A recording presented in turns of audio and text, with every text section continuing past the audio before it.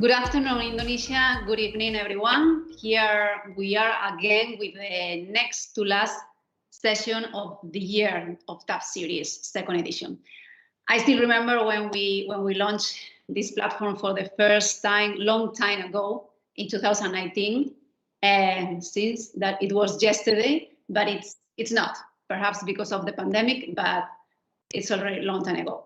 So thank you for joining us, and we all hope you enjoy this talk conducted by a talented architect from Indonesia, our guest country this month.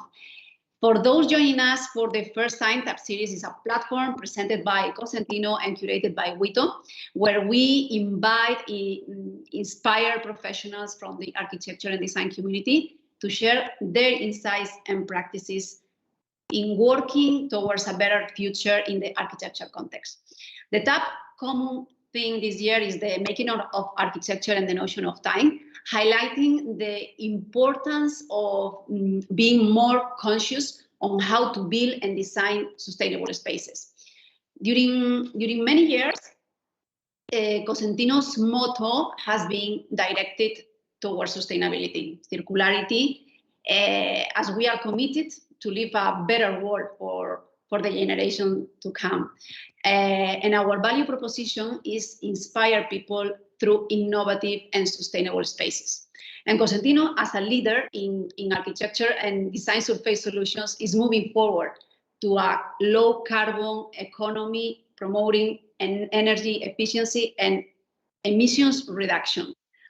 And actually, we are leading by example. For example, last year we launched a pioneer technology patented by Cosentino, hybrid technology, which is a cutting-edge technology that involves a new production process in the brand Silestone, where we reuse 99% of the water used daily, and also we make use of 100% electrical renewable energy. But also this technology involves a new production, a new composition of the product, including 20% of recycled material.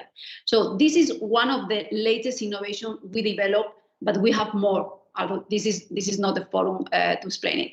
I just wanted to give you some insights to brief you how Cosentino, how we are committed to circularity and have a positive, lasting impact on the world through their life cycle. And after this brief, let's go straight to today's talk. So please, Yann, do take the floor. Thank you. Good evening. Thank you very much, Maria. Good evening, everyone. Good evening, Maria. And it's always a pleasure to see you again and to see everyone here on this amazing platform that is the TAP series. So thanks to Constantino to organize that and to offer such avenue for architects to share about their practice and to share about their way of making architecture. So this year, the TAP series 2021 was to look into the making of architecture, because the pandemic has also basically forced us to slow down and to relook into the way that we practice and that we contribute to the built environment, and to rethink and to remember that architecture it's a slow process, and that you earn expertise and skills like year on and year on, and that the building is never done overnight. And so in this, we had different moments all along the year that we looked into different architects and different ways of doing architecture. And today, we invited someone that I truly admire, Realrich, from Raw Architecture from Indonesia. And so, like, if I were to describe Realrich, is that he's an architect for sure, a librarian, a writer, a lecturer, a very strong thinker as well for the built environment, and he's making a lot of advancement in the discourse of architecture in Indonesia. And so he celebrates architecture in that very large country that is neighbor to us. And so he's a third generation family with a long history as builder. So today, Realrich will elaborate a bit more on the study of transformation of vernacular and traditional roots in the creation of a hybrid Indonesian architecture. And you will see that he has fascinating project and fascinating construction method. So as he said, that architects have territories, culture, political and economic system built from vernacular tectonic, method as design thinking, and craftsmanship as design making. So this hybridization of the system can inform the development of a new approach. So I'm very excited to hear from him, to hear from Realrich and his firm Raw Architecture, that is known internationally, award-winning company, and that is very much challenging the way that we do architecture. And so with much further ado, I would like to welcome on stage, although we don't have a stage, but to welcome Realrich. So the floor is yours, and we are very much looking forward to hearing from you. Thanks a lot, Realrich. Okay, Yann, good evening for everybody here. Can you hear my voice? Is it clear? Yes, very clear. Okay. To be honest, when I sorted all of the presentation material, I'm quite difficult because how to define a hybrid, because it's part of the discussion in our collegial, the lecturer and in Indonesia in our library, to share what's our common heritage. And this kind of term hybridization is quite valid in terms of the word is now flat. So I kind of think that all of these things like possible. So is in terms of that, how we can define a limit for each of the projects, the limit of ourselves. I think that's quite a discussion that we can have it for today. So let me just share the presentations. Okay. Okay, clear? Can you see it? Yeah. Okay, I'll just start. Wait, we don't see. Now we can see it. Yes, please. Okay, I'll just start. Okay, in the term of the hybrid Indonesian architecture, I think one of the art that can be recalled by me, which is why my favorite is the art by Marina Abramovic. This is you can, if you are passive to this kind of whole situations, you will be like hurt by people, like there is like in the stage, everything can happen to you, and you can let everything happen, and you can left naked in front of the floor, and you can everything is not going to be planned as what it should be. So I think it's in the term of the hybrid architecture, it's meaning that it's a part of the way to have a discourse in the mind. So to fight for the good spirit in the terms of the want to do good things for the humanity. So when I call this kind of structure of the presentation, I'll try to have three stages of the presentation. The one is to know the transformation of the vernacular and traditional roots in the forming of the hybrid Indonesian architecture in our practice in our architecture. And we have a territory, cultures, political and economic system built, and which is a vernacular tectonics. So looking at Indonesia, it's like it's our flag, like a red and white, red meaning a brave, a white meaning a pure. And then when we see the center of the development is in Jakarta for sure. It's the center of the political power, center of the economic income, it's center of everything. It's like a top-down things. And when we see this kind of see Indonesia and all of the country, it's meaning that a lot of decentralization can happen. So it's in the need of the more bottom-up approach, which meaning that when we see the colonization in Asia, other than Thailand, for example, like a Siam. So it's like from the French, Dutch, Portuguese, Spanish, and the British Burma, and Malaya, British Singapore, and Borneo. And we can see that in this kind of area that's been colonized, which I mean that we still have quite a positive impact to have a contestation of beauty in a matter of the how to have like more like a mutilation of, not mutilation, but hybridization of the stylistic and a more like an architecture approach in the region. But more into that, I think we are like seeking more fundamental thing. Is it functional? Is it workable? Is it part of the critical discourse that we have now? I think this appropriation is very important in looking at our current context. When looking at in the 1945, like our first president, like Sukarno, want to build something great, like not imported, but like a hybridization from the Russia technology. it's like a pudding there, like a platonic shape. So this is like the new way of the face of Indonesia architecture. So I think it's like a very top-down, driven by architecture as a political power. When we see that in reality in 2016, for when these pictures taken, you see a lot of these disparities and this discrepancy. It's like gap, and which is we need like a social housing, and people need a housing. But looking at that, it's very difficult and very long path to go. And this is kind of the workshop that we have done. It showed like a more satirical. It's more the reality when the colonization happens, and we are like a passive, not doing an activist mode. When we have like a more like a hybrid transformer cart house, when people can sleep inside the cart house, and there is like the everywhere house when you in the middle of the neighborhood, like a railway system, and you can see a lot of because they don't have anywhere else to go, and it's kind of like a garbage cart, and then a lot of the commercial cart, and this one is like a billboard shelter. You put it in billboard, so it's part of the awaken process. I think this is part of the way to make it more hybrid, to make it like a consciousness first. So is this the way that we want to go? I'm sure that it's not. I mean, this is not a workshop that we have done. The workshop is to create like a two-story of housing. So we're in the matter of how to jump into the conclusion like the two-story of housing, we are like questioning, is it really two-story of housing is the answer of our neighborhood? So we like to calculate the numbers of the population and numbers of the area, and actually we are decreasing the space for the housing. From the 2001, it's like a 65% place for the housing. Now it's like in the 2010, it's like a 44% because of the target of the green areas. Sometimes it's like it's not questionable, but it's the reality.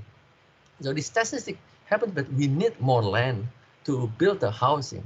If we only get the workshop by two-story of housing, how can we provide the mission of the social housing? So when we have a population and we have the target of Jakarta 2025, of course we need more space, and in order to get more space, we need to free up like a 30% of the Jakarta just for the two-story of housing. Is impossible. So when doing that, I mean, we are thinking like a 280 square meter site in the matter of World Health Organization at 10 square meter per people, and we kind of get the planning right. I mean, in order to get the social housing and we get like a more than one people, like 8 people looking into one area. I mean, dwelling in one area, and it's inspired from the Le Corbusier the habitation prototype, but in more like a scalable scale. In the matter of that, and we kind of research the area of the productive people, and we kind of see that the middle, the UMKM, meaning the small business, is happening, and it's driving a lot of industry in Jakarta. But the law in Jakarta, for example, in the ground floor, you cannot build any commercial structures. So by activating that one, and we provide a retail and at the front of the development, I think it can help to like rejuvenate the space of the street. So unless, I mean, other than just only following the brief, we are trying questioning the brief. Of course, that it's easily rejected by the business as usual scheme. So by looking at that, this is like a limit the architecture can do. But of course, this is like a long way to go, but it's on there. You know. That's the power of the discourse, I think. It's not there, but we are coming there. I'm looking at the master planning in the bigger pictures, and we see the history from the 1923 neighborhood unit in New Jersey. We see a lot of progression from the car-based model system towards the more pedestrianist pockets in the 1989. But we are still, some part of Indonesia, like a business as usual, still adopting as far as we go is the Dartmouth, New Jersey, when at the back people can walk, but at the front people still can use a car. But in the more advanced pedestrian pocket by Peter Kaltroff, and that's quite a new urbanism gang in the 1989, it has a more compact development. And we are extending that one and do more studies like circulations and everything by walkable units. And this is our take for the prototype. This is a manifest that we have done for the exhibitions in the one that we have done in 2016. But the reason is to have like a inner core and to have like a more than a 2-story of plate there. So by having this in the size of 280 square meter, and you got like a 4-story of the plot. So I think this is one of the take that, okay, this is the colonials to free from the not only a colonial status, but I think it's from dominating influence to create a goodness for everybody with the thinking, with the mindset. And I think it's all about the gaining our independence on the thinking. So let's see in another part in the culture, and Indonesia has a rich culture, people said. And we see the 7th century, 8th century, 9th century, 13th century, 14th century, we get a lot of stone masonry techniques from the bricks, stones, and then a lot of things down from the 7th century. In the 700, we got the plaster, concrete plaster, steel, glass, and until 1983, we got the S3 factory, which is now is being a tourist destinations. So a lot of rich thing happens, not only in Indonesia, but around the world, I think. But by understanding that this is a living culture that we have, such inspirations from the local vernacular, when you see a lot of things like a pilotis structures with all of the wooden and terra fiber structures, which is very sustainable in a way. And by looking at that, I quite think that, okay, the density is an issue, and this local capacity another issues. So how can we move this kind of like a more like a industrial material into more fiber terra-based material? So so this is the area in the Taman Mini Indonesia Indah, like a Disneyland in the one Jakarta is if I'm not wrong, it's Jakarta, but this is close to Bogor. And what's more interesting about this is like a Disneyland. I mean, the second President Suharto has destinations, I mean, we need to be proud of ourselves, but in another form, in a more cultural form. Sukarno like a more rationalist view.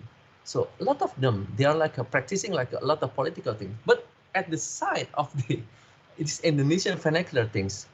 This is like a totally Disneyland, like imported from, I think, Disneyland Paris. But I mean, we need to like a question. Is probably people need that. Probably need the thinking that probably if that is, we need a Disneyland. We need like an architecture, like a discourse. Okay, that is one point. Oh, what is another point? So I think this kind of discussion, I'm still in digest for whatever things happen. So looking at the 1930s, we still have like a critical regionalism. This is what I call is a very amazing, promising discourse in the architecture to get a tropical climate, to get a more discourse in a more fundamental about the form, about to create like things like a castle, but a more performative castle, more like having like a castle, like using a tent structures, but like on top of it you put like a bricks, a terracotta roof tiles. It's done by McLean Pond. It's amazing things, and you see the glue lamp structures. You see, I think Jans have seen it before, and then a lot of things like a more stylistic discourse using a historical background. I mean, that kind of things exist in the 1930s and inspire some of the world-renowned architects like Frei Otto and some of the things to get the Munich Stadium using this Mecklenburg techniques. But some of the things, I think, if we have a discourse at that time when they have like correct political power ready and the correct position for the architects, and they can sharpen their own methodology, I think will be there. Only like a discussing about the style thing, or discussing about the form, discussing about it. I mean, a lot of things like under layers needs to be discussed. Like this international style happened in 1960 and 1990 in identical political identity is done. This is by Kemas Ridwan and showing the millennial architects in 2010s, which is showing the extravagance form about how architects can be merged into the philosophy, but it can be re-questioned. Is it the part that we should go? I think this is the part that we all should know. But this one is the discourse that's begun by Gordon's Dominic. Is amazing theory. I love it and I always put it in my mind. which is the primitive structures. The one of the vernacular is driven by the 10 structures, and it get formalized. And after get formalized, it's getting a structure kit ready, and it's get done. It's a traditional architecture. So I think looking at this, I kind of think, okay, if we put the tent ready and it's in the natural forms, and then looking at that, we done a few exercise experimentation about these 10 structures. So this 10 structure using rhizomatic structures, using a very tiny grid, not I call it intuitive, but it's done by in collaboration with the craftsman. When we see the forces of the wind coming from the this side, the north side, and you see that it's kind of lower us a bit, and you see and the right side there's like a tubular building. It's like making a wind dispersions, or like allowing the turbulence coming. So I think this one is still valid until now. So I kind of believe, it's just a belief, Yann and everybody, Maria, and I just believe the future of Indonesian architecture lies in the connecting new technology with the traditional craftsmanship, because that's the local genius still there. And luckily that I've got this kind of connection with some of the builders along is my father's side. They're in our firms. I think they're like have more than 50 years of experience now. And this kind of things make an unprecedented move when we got like a corridor to protect the inner core, and you see like a minimum wide span of only 3 meters, and we cover it with the recycled plastic, like given by the recycled plastic from the factory. And we see a lot of the rhizomatic structures happening, and it's easily to be changed. It's easily to be later re-improved. And when we see this one, it's like a mutilation of architecture, to be honest. And then you see when you see the turbulent structures, when a lot of crafts, you get the heaven there. And this kind of inversion of the art and craft movement, when you see in the Germany, it's like in 1920, you have the Bauhaus, and it's like a rejection of the ornaments. And we're coming back to the circular, to that kind of approach again. So it's very interesting to see a lot of things happen just by hearing from the side. So I think it's not about Bauhaus movement, or it's all about art and craft movement, but also about how we can improve the social responsibility. And you got this kind of things, and you just let it be. We just let the craftsmen doing their job by ornamentations. You just get the inspiration from the nature, from the platonic, and sometimes from the building itself. And by appreciating one of the another, I think we've got another that kind of answer. And this is more private projects, and another one is a public project, like this one, this school is another example of how the temporary structures just to make the builders coming to the buildings, to like constructing the building, and become formalized by the owner, because they love the structures, bamboo structures. We as an architect, we cannot control what in the owner's mind. In order that I just need to say yes, and then we just trying to formalize the thing. And this theory from the Gaudian Dominic does exist. Probably can be understood with the case studies, and later on with another theory level. So I can, in the second stage of the presentation, is the method of design thinking. We know that in my childhood, when I live in Bali, it's provided with a terrifying advertisement with the actual barong diets. It's quite terrifying, but it's the animal to fight the crime. But in the matter of when I was born in the Surabaya, I played in the several alleys, like a prostitute alleys actually. It's very sad, it's a discrepancy between rich and poor in the Dolly gang. When I moved to Bandung, I experienced an empirical learning process with a technical learning.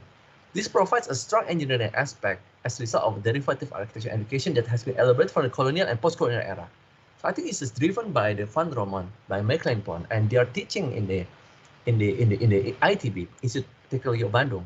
And then when I moved to Foster and Partners, I experienced the analytical process when the designing by argument, process, and logic become a pragma or habit. So I think all of these things, when I came back to our old garage to London, to Indonesia, I was facing a different situation, starting from international or practice context. Everything doesn't work there, and cause tension between the ideas that exist globally and the ideas of place local can be rooted as to present two ways interactions, two poles, action reactions that are opposite. So looking at that, I keep doing a project like competitions. even though we want the competition, but it never get built. Somebody will take over the concept, and then will there is an animal that's going to be transferred to another forms. So I think you're looking at this, it's like a hard building. It's like a open north and south orientation. It's very basics. And then looking at the relief, looking at that, and there is an axis looking at the promenade. And the before is the teaching hospital. This one is the educational facility, north and south, with the density, with the space program, with the auditorium, with all of these things connected. And another one is this one is the rendering. And another one is the commercial. We make a pedestrian belt, looking around and around, looking at the tropical climate without any air conditioner. And you see a lot of things like the ones like a very popular now, like a triangle, circular, and a plus. Like a very has like a platonic form. But looking at that, we kind of see that this is a commercial. It's still possible though to have a discourse of the method on ground. Even though it's not built, but we can have this kind of discourse, especially this one in the cultural facilities. National Gallery of Indonesia, we want the competitions. We have defined the heritage of this one, colonial buildings, which needs to be kept preserved. And then going to the enter lobby here, and then going to the bridge, and then entering the conservations, another conservation building, which is two conservations, two building here. And you see the museum is on the left, on the right, and facing the west and the east. And on top of it is like a office, and it's connected to the river. But at the end of the story, at the back of the site here is already occupied by another owner, and the scheme is like a chopped. But I think that's a realistic. It's never like a getting real.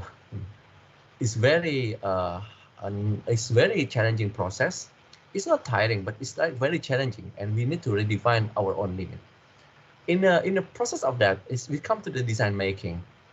So I lead the conceptual board at the moment. We come up with the classical design making, and we see this building like a design of the bare minimums.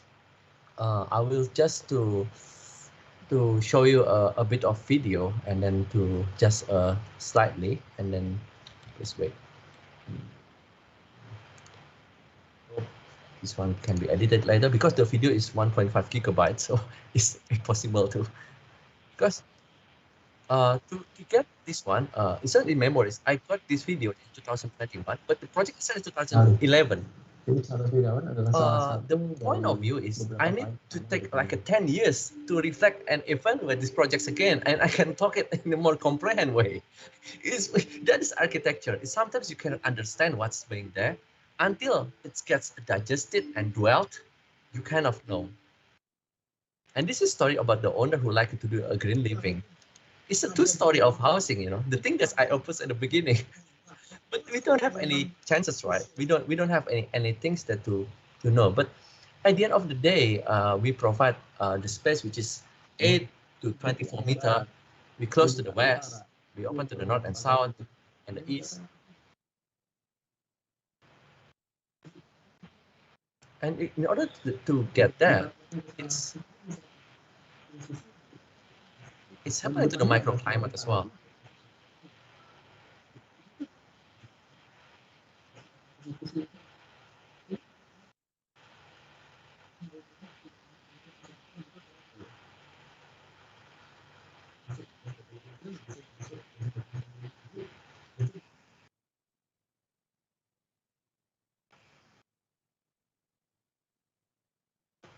Okay. It's using the available material. This way, I'll just try to get there. This way, it's using all of the available materials. I hope this one can be edited later. If you this way, I'll just get there. Okay. Using the all of the material, which is cement, which is our first craftsmanship that we have experienced, like a cement, all of this recycled kayu peti kemas, meaning like a jinjing wood, which is very low cost, which is unstable, but we can put it in the ceiling. We put a thick wood at the ground, and which is very low cost. It's a tropical which has like a wind tunnel in the middle of the site. This is still two-story, It's just quite a. So the question is, we'll keep alive, in the studio. And this is another intake for the dancing forms, which is quite curvy forms, which is frame the view to the respective view, and then open up to the west to the nearby streets, and become like a more stereotypic because of the discussion with the owner can drive the form into like a more artisanal approach.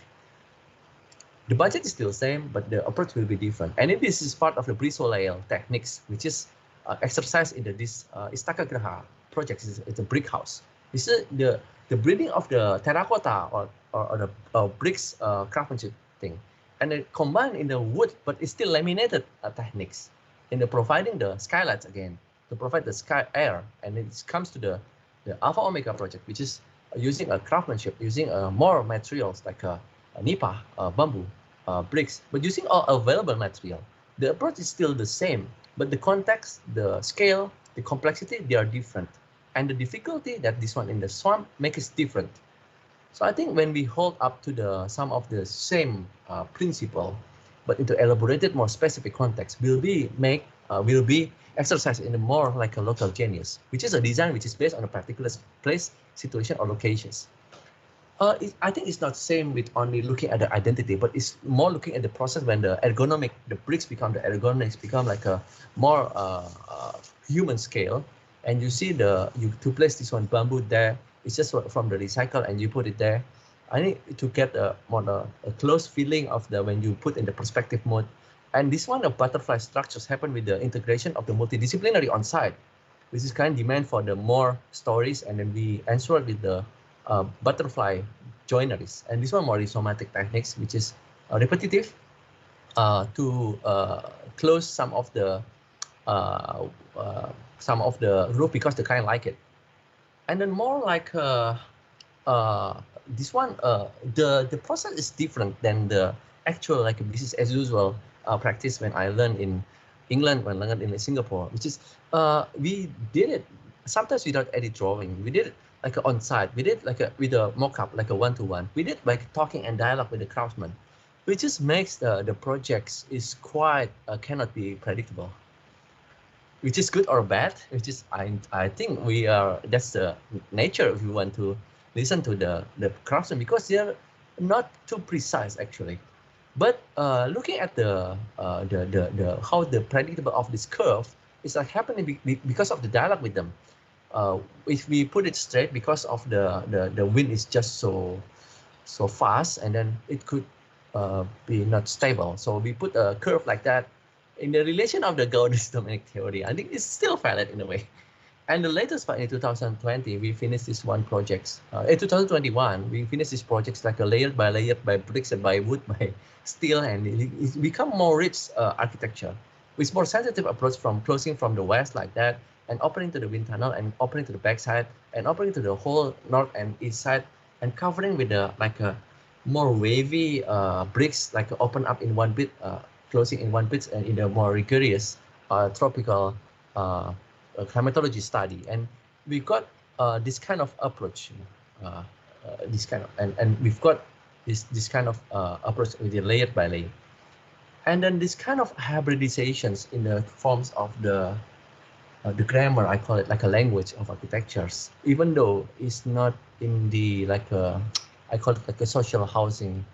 When we have like a very fundamental aspects, I think we can still look forward to some of the discourse. I mean, to make it hybridization. So I think the hybridization happens with the how to make a contextual from the inside, but still can be poetic to the outside. Yeah, it's still contextual and poetics. It still can be reflective, but it can be work for the surfacing for all kind of the things in the studio. But I think this is happening for our practice, which is quite new. We're still like very small, and we're still like improving. But the things that we can is like making a prototype, but hoping that the small fire can be a big fire. So I think these grammars is very important to mark our own understanding. When we dwell with these grammars, we redraw in all of the things, we document all of the things, we make a 3D from all of the things. And we make some of the vocabulary from the concrete, stone, wood, bricks, plastic, glass, and metal, and bamboos in several budget and economical conditions. So we can have right now like a typical window, which is quite economic, Another quite high luxurious, which is can be noise reducer for some of the house. So I think both of these things can be bridged with the grammars. So with the concrete, stone, wood, bricks, plastic, glass, and metal and bamboo can be happen. And then it can be forced with another more internal layers, like a context massing envelope, design envelope, like a space internal, like a plan, like a MEP integration, like a water and energy, and the materiality. This is happening in the craftsmanship. So this one context needs to be critical, and another one is the materiality. So I think these two poles, which is the craftsmanship is under number 7, is the holistic aspect of architecture. So this is one of the things that we work on. Probably this is not new, but for us to understanding, to dwell on these kind of things, can ease the pathway a bit. From the like a stressing point in the garage, we kind of understanding what we have. Like for example, this is like in the context like our own, and starting to get massing studies, more like a elaborative and more like a skin things, like a more craftsmanship, like a space itself, like a more experiential. Got it. We try to nail all of the experience, and the MEP, a lot of water and lights and all of the plumbing, electrical and mechanical efficiency, and all of this trying to get to reduce the energy and water usage, and trying to get the materiality on ground with the Indonesian context. I'm not saying this can be valid to another context, but I think this is quite important discourse for us. For at the end of the day, we got this kind of things happening. It's become like a grammar. So at the end, when we got like these changes, reflections of practice, when we've got like a some, it's become like a rhizomatic architecture, which is, I call it a bricolage, which is using our available material, using available high artisanal craftsmen, using the a very specific methodology. So I think that's quite reflections journey for us, looking at the permanent and non-permanent material that combined become one. So I think this it's like an expression of the hybrid architecture. So the name probably can be changed over the time, but I think we call this one as the conclusion, like understanding the context, which is the we help we get help from a lot of intellectuals in the Omar Library. I have a lot of time for thinking with all of the people, like intellectuals in Indonesia, lecturer. And then understanding the method architecture will be in the raw architecture. The understanding the craftsmanship will be in the dirt workshop, which is called in the management constructions. So a lot of things like happening in the design and build discourse, and then more a context-driven course, which is this is the layer of when the first time the craftsman joined back when I tried to birth the studio, and then 2010, 2013, 2020. Now we've got many people's there, and I mean a lot of craftsmen and a lot of designers like happening as well, like come and go, and more people will stay in the red line. So I think at the end of the day, it's based on the process of decolonization by ourselves. So I think decolonization is the process of the way that we can start to get this creative thinking and a more critical thinking, making a cultural and psychological and economic freedom practiced by humanity. So I think in the marking of this done by Omar Library, when we got the 50,000 architects, new architects coming every day, and we've got only like registrations of only 12,500 architects for huge Indonesia, and we still like a gap in between all of the things. That's why we need to have an improvement in education. I think this is quite a platform for us to get more like literations, more prototype like shared between the people, and more like a discourse between the mind, body, and spirit.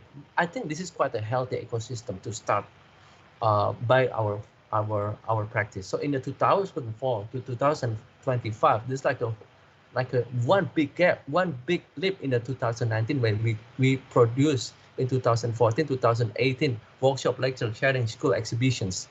An alpha book, which is a breed of the Omar Library book, written by many people. And 2018 there are books, and 2020 there are books. And I hope that we can being for to be honest, like a MIT Press from Indonesia. I mean, to be honest, MIT Press, they're amazing. We've got like a lot of their book in architecture book in our shelves, and we learn from them. I mean, by admitting our gap, and we try to learning, and this kind of process is kind of happening. And this is the thing that we have in the 2014, 2018, from the 6 pilgrimages to the 40 public lectures. Now we've got like more than 100 lectures available, but it's shared for free, no need to pay. And some of the lecture is just to appreciation of the knowledge. It costs only like a $0.5. It's very affordable, should be. But I just want to get people to get appreciations in their knowledge, the lecture, for example. So I think this is one of the panel that we have done, like a lecture from learning from the Louis Kahn, learning from the Frei Otto, learning from the Roman Foster, learning from the Darun Dono, learning from the Andra Martin, from Alvar Mezana, from the Budi Pradono, and of course learning from Mangun Wijaya, and a lot of people's coming. So this is the book that we have published, so far more like 35 books. So by having that, it's 20 plus books, and in this OMA 2005, we've got a platform for the young writer. If we put our resources too big, we're gonna collapse soon. So we need the people to join our board. So that's why we need a platform for the young writer. The writers comes in, and it's become a collegial or gotong royong, and we need some of the good scholars coming. It's like Joe Adianto and Indah Firdausi is on board to providing a more discursive knowledge, more discursive episteme for our library. I think it's great, and we enjoy the discussion with them, with the public, 100 people, from the 7 o'clock p.m. until 12 o'clock p.m. Only 70 people still ongoing. That kind of thing is crazy, you know. We're talking about the knowledge. How come people still get interest on this kind of thing? I don't know. But this kind of enthusiasm, have a positive income. This is the conclusions. I think that the decolonization is simple, the term, being separate. I mean, being it's not touched by the practical. But I think it's the decolonization. It's not about the country between the country, but I think becoming brotherhood. Learning from what's happening technology in this global technology, because the world is flat, you know. So please welcome is all of the technology, so we can always discuss. So in the discourse, decolonization is paradoxical. This is the background of the hybrid architecture. These outgoing design methods can be used as a tool of communications, meaning sometimes it's not get built as an architectural concept. It get provoked to some of the stakeholders, to the public, and it can be used as a way to conduct self-evaluation, which is very important. In the part of the archive, this is kind of a decolonization in terms of the hybrid architectures, concerned with the discourse of meaning, rich form, and a rich concept that aim to as a study of history, theory, and criticism. We need to get this discussion with the academic, with the scholars, with all of these multidisciplinary things. And at the end of the things, this colonization are used to improve the previous design process, while increasing satisfaction in work and satisfaction in enjoying the work. So I think this is part of the safe haven for us as a company, and for me as a personal, to look at this kind of a discourse that's being introduced by the previous presenters in Constantino. So I love to see all of the videos and look at that and look at the progress. I think they have a rich discourse in their own way and their own context and their own reflection process. But this one is process. I put a big thanks to a lot of intellectuals that coming with me and behind me, but are probably not seen. But I think this is things that I think is quite natural. It's a hybrid Indonesian architecture. I think it's a natural from one side to another side. I think it can make people happier a bit of it. That's my goals, make people happy. Thank you, Yann, Maria, for all of this opportunity. I hope I'm not stressing the time. Thank you. Thank you so much, Realrich. It's I don't know if you can hear me, but it's the first time that yes, we are here. It's the first time that I attend a talk that the speaker is rewinding the entire presentation at the end of the talk, and you are here closing the loop. So it's quite amazing, actually. I really thank you for that, and I've been listening a lot to what you've been sharing. So thanks again for all of that. I have a lot of different questions because you've been touching at so many different points that are fundamental in architecture, and I think each subject that you have approached can be an hour long or more than hours long of discussion, including like critical regionalism. And I think that's what we've been doing with Cosentino, with the TAP series, and especially for this year, which is opening up and welcoming our neighbors to share with the rest of the world the way that we practice architecture in our region, in Southeast Asia. And I think you have really touched upon that by talking about this critical regionalism. There is something that you have mentioned, and that is essential, and that we tend to forget, which is the skills and the knowledge of craftsmanship, in a sense that you leave the craftsman to explore things. Mm-hmm. And it's not that it is random, but that you leave them doing their job and to allow them to do so. So how, as an architect, you allow such freedom from craftsmen that have an expertise, and while you know that you need to design something according to a client's brief, and the client is expecting to have something that they have approved, but at the same time you allow this freedom from the craftsman. How do you negotiate in this? Of course, this is very good question, Yann. This has happened to me when I supervised the Alpha Omega in the beginning of the site. I think this is shit, shit. I cannot handle this project anymore because it's so difficult. The swamp itself it has a flooding coming, and we cannot put the material there. But I came to one of the workshop, and one of the craftsmen told me, "But the bamboo can be constructed in only 2 weeks." Because we only have like a 6 months anymore, 5 to 6 months. By hearing them, it's a blessing, of course, from the universe that I can meet them. And I asked them, how many people can you meet me on the site? As many as you want, because we've got a village in the Sumedang area in the West Java. So I called them and said, okay, please call here. We need you. And then after that, they came and they can I asked them to build a mock-up with the client's money, for example. And then I asked them, and I take a picture, and I try to execute the projects, and I nailed the client say yes. The most important part is the client say yes, And after that, some of the beautiful part happen.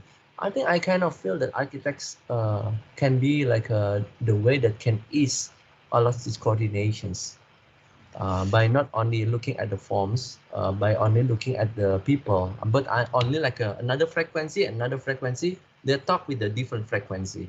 With us in the middle, I just need to be open at the time, and everything is just flowing. I think like critical recognition is part of the hearing and inviting people to join the discussions. So I kind of feel something like that. But I think we need to walk within our foot in the site sometimes to know what's the difficulties, and then share it to the client and talk it unpretentiously. And client like it, and of course it's like, is it economic? Yes, of course it's economic. Is it easy? Yes, it's easy. If we just like answer all of these functional questions, and the clients start love it. But a lot of things happen after that. Clients start to like formalize the structures. Oh my God, this is not permanent structure. Oh my God, how can it be? I think as long as we can breathe, we can always find the solutions. I asked the client to close some of the gap, but it's never happened. Client just get the money. Hopefully it can be closed soon. It's progress. I think in this, what is amazing is that when we look at that particular school, for example, or even that like cylindrical kind of shape, we really think that it's a kind of meticulous parametric design, parametric approach, and that is defining complex structure. But we realize after listening to you that it is actually the skills of the craftsman that is leading towards that. And so when you say that the future of architecture in Indonesia, it is this hybrid between new technology and this tradition, those craftsmanship, this project is a very good example in that. So is it that in your practice you use a lot of BIM modeling, you use a lot of grasshopper and setting up a script, and then like to start evolving a form, and then after to bring that on site? What is your process of making in your firm? It's a good question, Yann. We did use a BIM. We use a BIM as tools. We use BIM, we use sketches as well, and we use our hand as well to just put it. But sometimes the BIM takes a long process because some of the client, sometimes they change the brief. That's a unique things happening here. The clients keep changing the brief, and you need to adapt. Sometimes when the changes is just the brief, it's collapsed, you know. You cannot use the BIM anymore because the grid changing everything. Oh my God, that's adaptation that we need to use. I think we need to question and we need to guard the project so it won't deform too huge, but we cannot control though. And that's part of the thing that it's part of the ecosystem of the practice in Indonesia. But I think BIM is so damn helpful, yeah. And we did use the grasshopper as well. And we did use like a model as well. We did use some of the Balinese things on the making models, like models, bamboo models, and we use the grasshopper models. We use everything, and as long as we can, and as long as the person can do it, just use your foot and do it like that. It's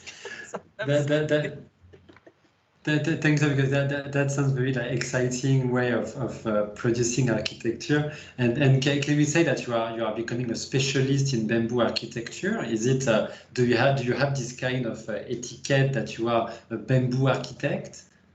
The one very interesting things when one of the committee were like contacting me with some of the prolific structure engineer from bamboo, you know. And then they asked me, oh, that bamboo is not structural in the very efficient things. I mean, they're asking something like that. Is it as efficient? Oh, from our side, it's efficient because we cannot use this kind of very sophisticated joineries. So you know what we use for the joineries, Yann? We use glue. We don't use any. Of course, we use like a pasak, yeah, pasak, and we use like the things that we need to hold the rope and everything. But the most fundamental things for our innovation in our bamboo craftsman, the colleague, is the glue it using a construction adhesive. It's very simple and it's long lasted for several years for now. So I think, and that, you know, that kind of process is like a dialogue between people in there, using the aluminum craftsman and the bamboo craftsman and the steel masonry craftsman. Sometimes they use epoxy as well. It's crazy, yeah. But if it can solve the problem, why we need to put like a purity in one of the thinking only? I think it's part of that's why colonization of the knowledge, I think. That's what I call it, like a decolonization is something like that. It's how to break down the discourse in our practice as well. And in this, when you talk about breaking the discourse, is like the way that you've been presenting, it's already this duality between practice and research, practice and education, and to have this constant self-reflection on what you are doing, populating, generating vocabulary of like fundamental elements. And in this, like, I realized as you were explaining that those words of vocabulary that you are doing goes into the library, goes into the OMA library. And that OMA library is becoming also a platform, a resource for students, for other practitioners. And so that reminded me, with no pun, OMA and of course AMO, the way that they are constantly having this balance between practice and research. Is it something that you are going for? That the more we could see this curve, this chronological development of this OMA library that you have, is it critical for you to always have this balance between practice and education in your own terms, because it is not within an architecture school? Yes. I want to answer that. I have to separate two different realms, Yann. Me as a personal and I put them many personal reflections every day. Cannot stop thinking architecture even one day. That's reflections of my personal things. But for Oma Library, actually it's a home for many people.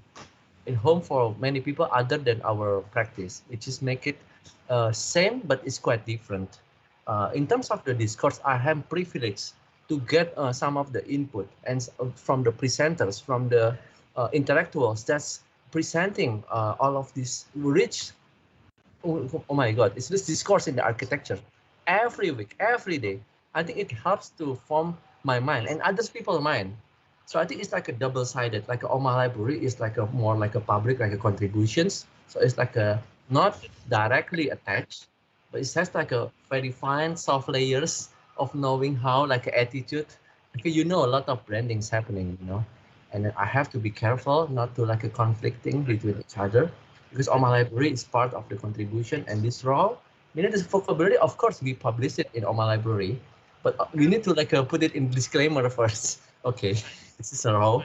I think next time another architects can just join Oma Library as well, because it's like a detached, but it's still attached, and it's like run by the young people. So it's kind of the thing. But of course, I'm like a guarding. I'm like a guarding and then provoking and fighting for the initiations, you know. And after that, I'll finish. After that, I'll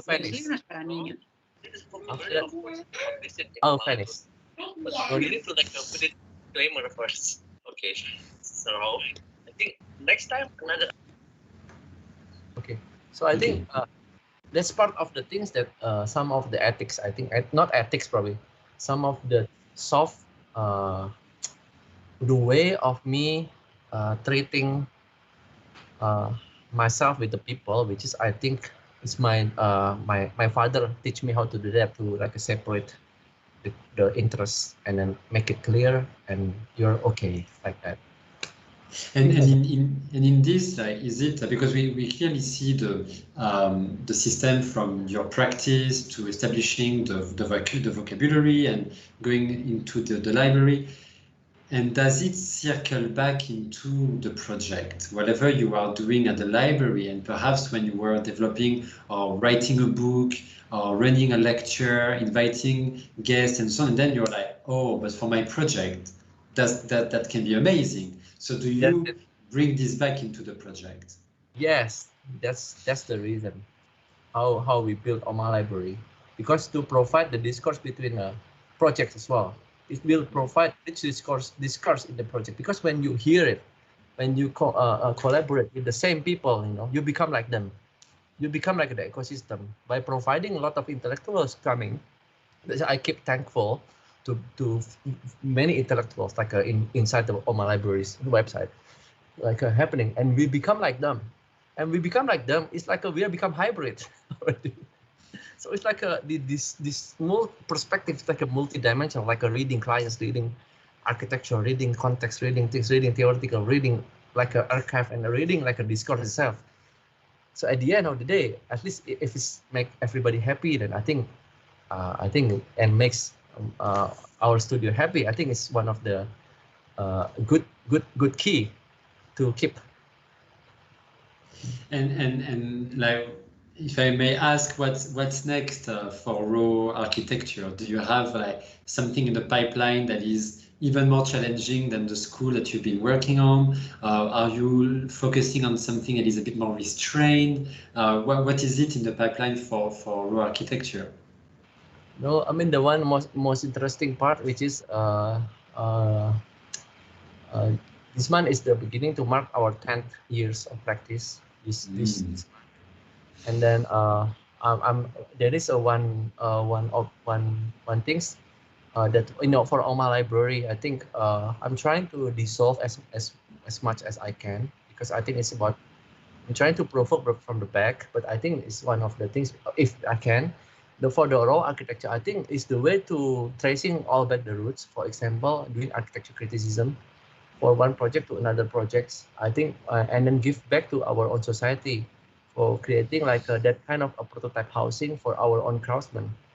That's, I think, by doing that, I think when they build it by themselves, they have like ownership, and we've got like a new theoretical experimental ground ongoing. But I think it's quite interesting, right, to see this unpredictable happening, like going to more hybrid things. I think it's like opening the Pandora box. It's crazy, you know. It's so rich because the layers, they are just amazing, and a lot of trust, a lot of people, and a lot of time as well to just ngulik, like iterate by hand. And we just need to document all of the process and tell to the world, I mean, okay, this is Jewel, and they're part of the process. And this kind of thing is a part of architecture criticism. I think architecture criticism is very important. That's why we are doing now, like giving the prototype of the social housing, like using a bricolage technique, and using all our available materials for recycled material, reducing materials, industrial material, fiber material was there. And then using and all of this more technical. And the another part is just to have like a architectural criticism to be shared for free for students and for the young one, because I think that's one of the stream to be like a healthy ecosystem for the architecture profession, architects professions. I think that sums up very well all of this discussion and all of your talk. So I would like to thank you for sharing all of your practice. It's quite impressive, and you are really championing a lot architecture critical thinking in our region, and so that's exactly what we need to continue exploring, innovating, experimenting, nurturing the next generation as well, and it is with people like you that we can achieve that. So, and again, I would like to thank Cosentino for welcoming us tonight to be able to discuss about all of this and to make architecture advancing towards this new way of thinking. So thanks again, Realrich, for today. Thanks, Cosentino. Thanks everyone for being with us tonight. Let's stay tuned for the next and the last talk of the year that will be in December. So tonight was the last before the last. So I really I hope to see you again in December to close this year of our 12 talks on architecture and beyond. Thanks again, Realrich, for this evening. Stay online, Realrich, and we are just closing the talk, and stay with us, Realrich. So thanks everyone. See you next month. Thanks a lot. I'm hoping to collaborate with you, Yann, and Constantino in the future. Yeah.